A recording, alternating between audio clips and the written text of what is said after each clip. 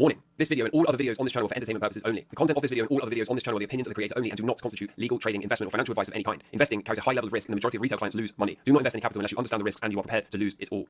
Alright, hello and welcome to Camel Finance. I'm your boy Camel and I've got with me the highly requested Cobra Trader today. So Cobra's been very kind to come on the channel and share his opinion on the stock market and on Bitcoin. He is going to be using the pitchforks, I believe, to try to predict where the tops might form. So Cobra, thank you for being here. Welcome, and feel free to introduce yourself or say whatever you want to say. Yes, so thank you very much, Camel. I want to start by saying it's an honor to be here. I've been following Camel, following you for quite some time, and I have to say you have one of the best analysis out there. I really like your channel. Breath of fresh air, I believe, here, especially in the crypto space, because there's a lot of these technical analysis channels out there, but I really have enjoyed following you along, Camel. So it's an honor to be here. And I thought I wanted to cover in this video here my outlook on Bitcoin and on the stock market. I have some pretty interesting charts I want to go over here. I mainly use these Pitchfork tools that I do believe you have covered before, Camel. I think you had one episode with Andrew, and he has also been using this Pitchfork tool here. So I wanted to show some of the micro chart here on Bitcoin and then cover the stock market as well, because I do believe these pitchforks are highly accurate, especially when predicting macro tops and bottoms for Bitcoin. Thank you very much. I appreciate it. And I'm really looking forward to it. So yeah, I'll hand it over to you, mate, and show us what you got. Yes. So I thought I start here with Bitcoin. So we can remove all these here and mainly look at the pitchforks. So the way I use these pitchforks is I basically only look at the median line. I've seen some other people have been using this pitchfork like Andrew, but I use them in a quite different way. So here, this bull market, I've been having this pitchfork. So basically how I use them is I take from the previous bear market lows, the pitchfork, to the previous bear market highs. So we use the complete low from the previous bear market, which was down here, not here. We have to use the lowest low to the highest high, and then the recent lows we had this before we started then the bull market here this year. We can see so far, this is not the original I've been using. I've been using the modified shift. We can see the exact same pattern. I'm using the Oanda, so this is the CFD chart. We can see the exact same pattern predicted the last bull market top as well. So we take from the complete lows here of the bear market we had in 2016 to the highs and then to the bear market lows. And I've been using the modified shift here. I don't use the original, I use the modified shift here. So we can see so far, this was the exact top for Bitcoin. Once we reached this median line here, that was when basically the sell-off started, and then we entered a bear market. So I've been really, really fascinated by these pitchforks, how accurate they have been to predict the bull market tops. And I want to talk about this bull market as well, because I do think we can find the same pattern predicting the top. So especially if you zoom in here on the daily time frame, we can see the accuracy of these median lines here. Once they hit this median line, if we just adjust this pitchfork correctly, that's the important part. We can see it's some kind of algorithm, I believe, some kind of entity that is starting to dump its Bitcoin once the median line gets reached.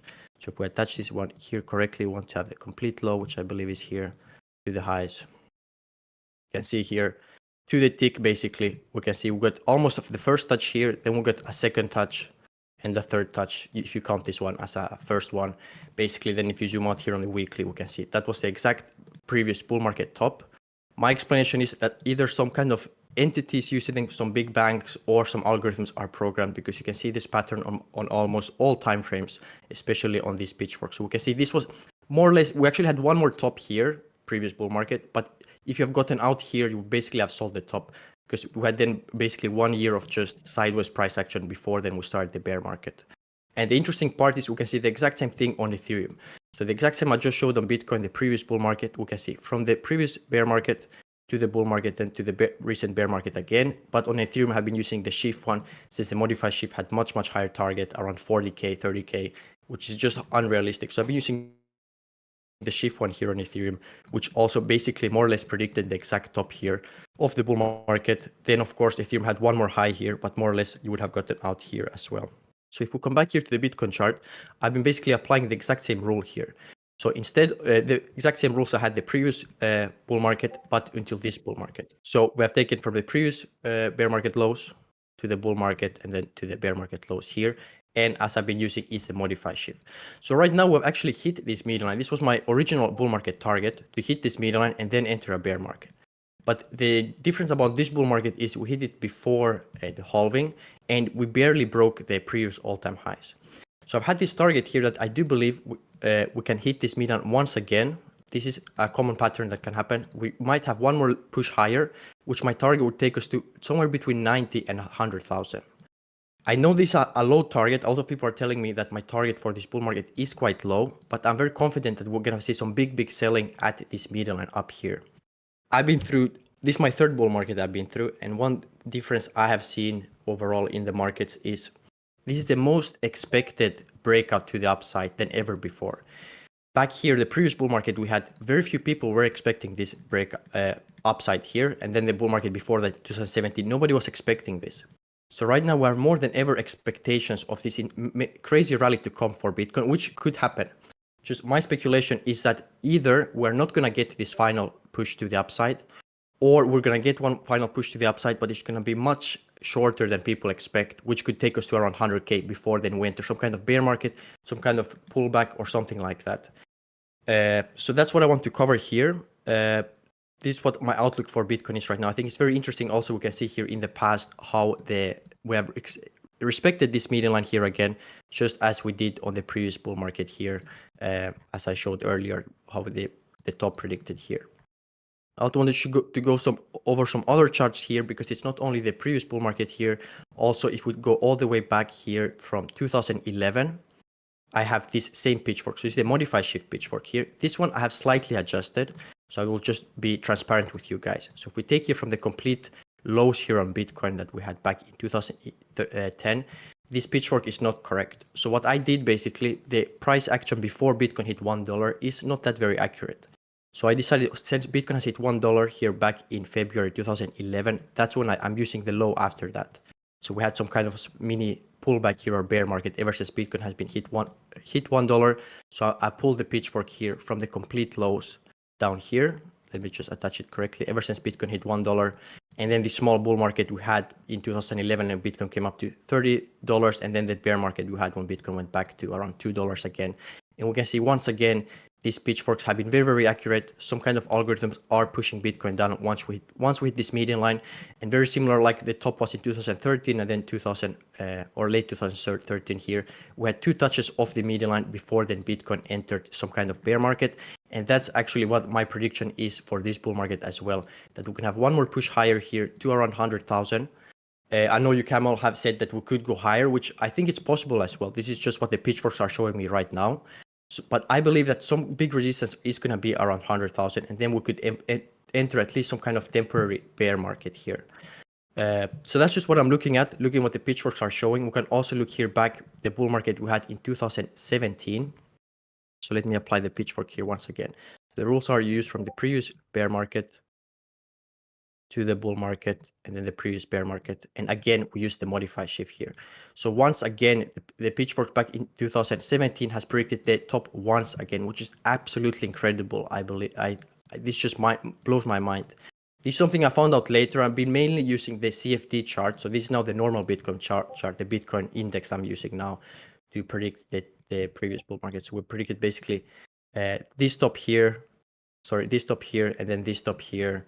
Then the pitchforks have predicted this top, and right now they have predicted the temporary top we have up here. And let's see if we're gonna one final push to 100K. Perhaps they're gonna predict that top. So that's what I'm looking at right now. I think these pitchforks are really interesting. I advise everybody that's watching this, you can open up trading, you play around with these pitchforks. I've been using the modified shift. So if you right click the pitchfork, you don't want to use the original, you want to use the modified shift here. So very interesting things here. As you can see, the rules are just basically from the previous bear market, bull market, and then to the previous bear market. So that's what I've been looking at right now. Lastly, what I still want to say about Bitcoin before we jump into the stock market is, I know some people, I've been getting some, not hate exactly, but I've been getting some criticism for having this bull market top at around 100K. Some people say it's too low. I believe, of course, that too many people are expecting these crazy targets, but if you have very crazy targets, you could break the rules and use it instead of the bear market lows here. You could use from the low we had here during COVID crash, which would give Bitcoin a target at around 130, 140K, depending when we reach this median line. In my opinion, this looks very unrealistic to me, just because there's so much retail already in the market. We would need some crazy candles to take us there. But as you can say, Bitcoin tend to do Bitcoin things, so we cannot know that. Sure, that's really great. But I got to ask you a couple of questions, I think. Yes, so of course. I completely understand the what you're looking for. You're looking for a median line touch and a reversal.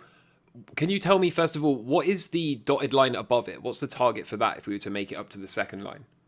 You mean this target would be at around, depending of course when we reach it, but let's say we'd reach it by let's say for May, I believe, or February next year would be around 158,000, this dotted line here. Okay, cool. And the next question I got to ask you is, what if we break through the median line? What's your strategy there? I'm sure you're going to want to take some profit at the median line. But yes, so personally, what I've been looking at is to start shorting at the median line. Of course, there are other factors I'm looking at. Well, I'm looking at what the stock market is, because as we know, the stock market and Bitcoin, they have been correlating quite well the past years or so. So what I'm going to look at the stock market as well to give me a sell signal. But my main idea is to take big profits here. If we would break this median line, which in my opinion is very unlikely, would need some big event to break this median line, then I would break my own rules and just pull the pitchfork instead of using the bear market lows. As I said, you could use the lows we had here back during COVID, and that would take us at around 130,000.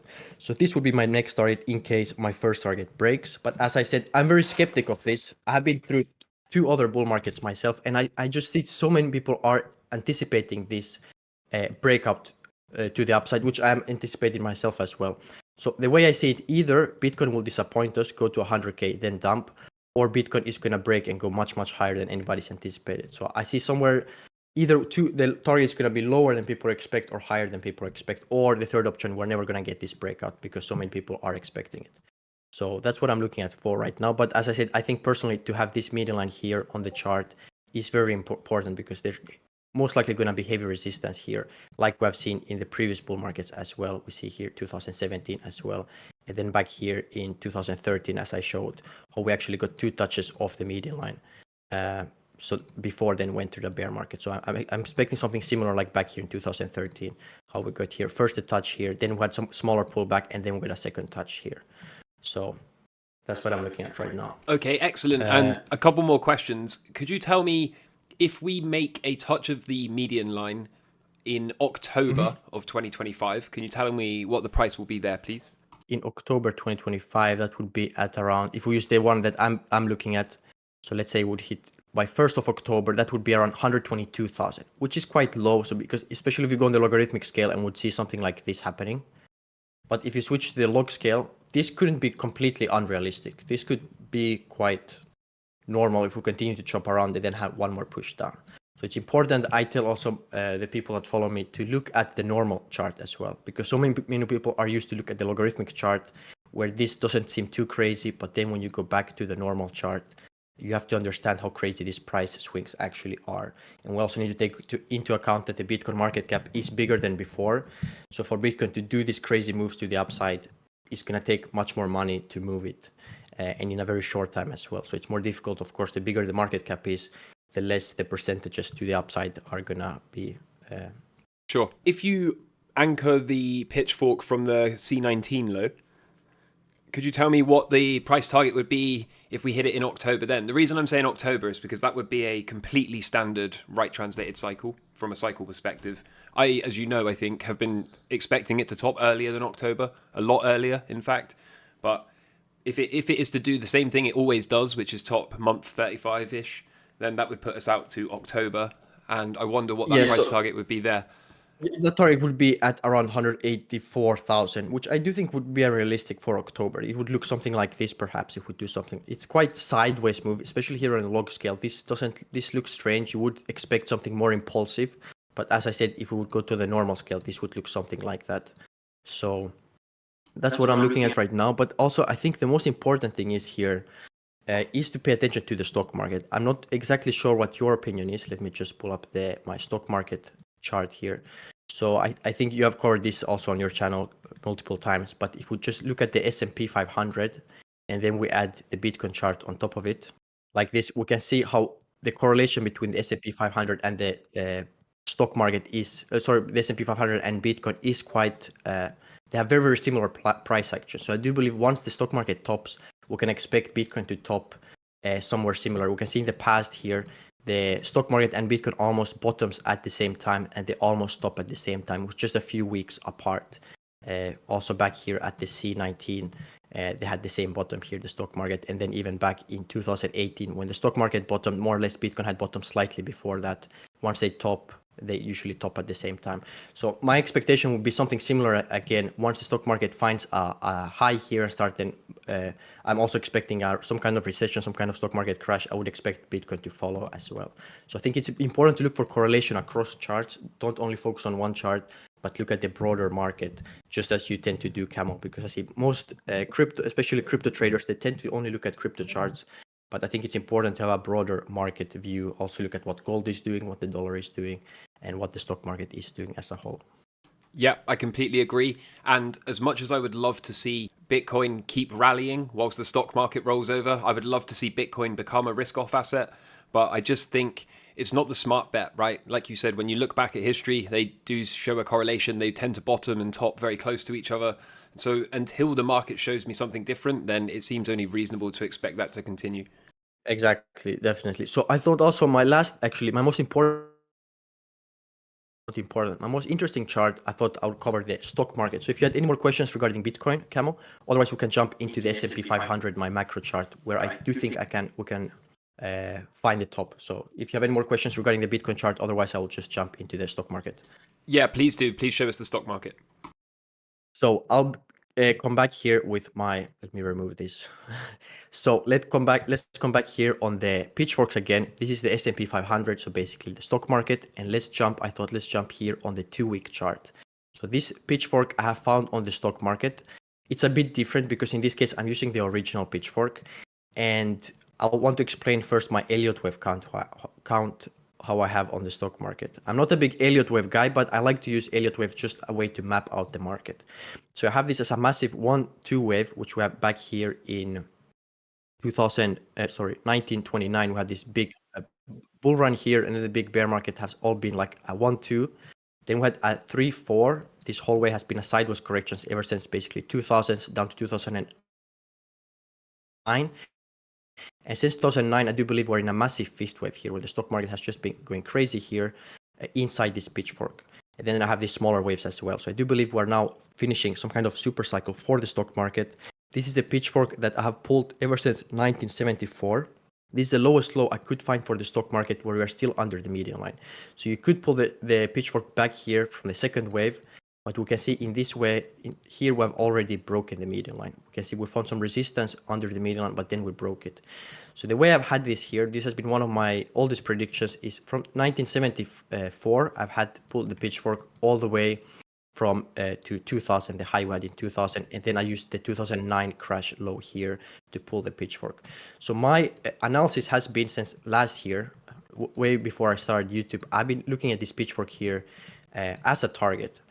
And I think one of my oldest posts I posted here last year, I was expecting some crazy rally to this median line, which would also actually mean that we still need from current price at least 23% return in the S&P in just a few months. So let's say we'd hit here where I have my green target. This would be in August next year. So from today until August, we need another 25% return for the S&P to reach the median line. Then most likely algorithms are going to start dumping, or this kind of entity that are using these median lines, before we enter into a massive recession, as you, Camel, have been anticipating as well. But I do agree that this target I'm having is quite insane, because on the logarithmic scale, it doesn't look that high. But once you come here on the normal scale, you can see this would mean S&P 7,000 or around 7,000 we had reached. So if we come here on the normal scale, we still need some massive blow off top here for the S&P. So this has been my outlook. So far we can see the S&P has starting to go quite parabolic lately here. So I do believe unless we start rolling over here soon, then my pitchfork would quite quickly become invalidated, because if we roll over and do something like that, it's going to take too much power and too much money to push up the stock market. So in my opinion, it's now or never we're going to head towards this median line, and my target would be somewhere around next year. I doubt it's going to go until 2026. So I do think if we're going to get there, we have to get there before 2026. So I would anticipate somewhere maybe September, October next year, we could find the top for the S&P 500. So I think this is one of the biggest pitchforks I've ever drawn. Very, very interesting. These pitchforks are very good to predict macro patterns. I haven't predicted any crashes before on the stock market using these pitchforks, but just by looking at Bitcoin and other asset classes, I am very confident that this is going to be the high here And I'm very curious to hear your thoughts on this, Camel, because this, as I said, this would mean another 20%. Let's say we'll top in August next year. So this would mean before August, we need another 25% return from current price. And we're right now at record highs. So quite a push for the S&P if we're going to reach this median line. I mean, it seems insane in a way to me. It seems quite high, but it's curious that if it was to do that and Bitcoin was to kind of go with it, then that would give us a completely normal right translated cycle for Bitcoin. It would probably open up slightly higher numbers, of course, for Bitcoin. I'd be curious to know what price it would be at if it tops at the end of this year. What level the median line is for, say, right at the end of this year or January. 7,000. I mean, I could see that. I could see that if things get really, really extreme. It's always really tough, right? Because markets can always go higher than anyone thinks, and they can always go lower than anyone thinks too. So I definitely can't discount it.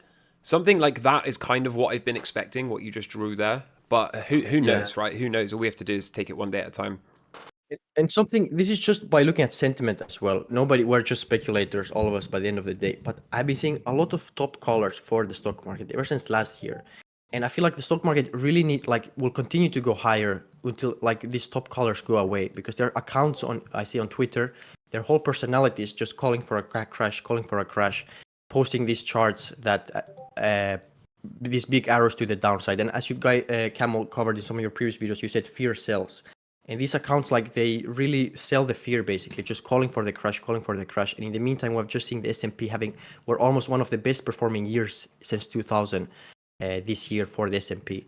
So I do believe the stock market could surprise everybody and have this massive push to the upside to around 6,000-7,000 before then we roll over. So that's what I'm expecting. Also more higher prices for the stock market than anybody's anticipating. This might, as you said, contradict my Bitcoin prediction, because if the S&P would go to 7,000, this probably gonna pull Bitcoin above my target that I have here at around 90 or 100,000. So we kind of have to see here. But one of the big sell signals, I'm going to look at the median line for Bitcoin, and then of course the stock market as well. So far, prediction has been turned out, the price is heading towards the median line, but we have to see if it's in fact going to get reached here, this median line for the stock market. So very interesting things here. We've been inside this Pitchfork since 2009. We've been trending here towards the median line. It does look like price wants to go there. So yes, that's kind of what I wanted to share with you. It's been an honor to speak to you, Camel. I really enjoy watching your videos, one of the better channels out there. So thanks so much, Camel, for your time. And if you have any questions, feel free to ask. Thank you very much for coming on. Do you want to give anyone a shout out, or do you want to let people know where they can find you? Yes, so mainly I use YouTube. I mainly cover crypto markets. I have started lately cover stock market as well, but I mainly cover crypto markets, Bitcoin, smaller time frame and bigger time frame macro charts you will find on my YouTube channel, and then my Twitter as well. On the Twitter, I don't post as much.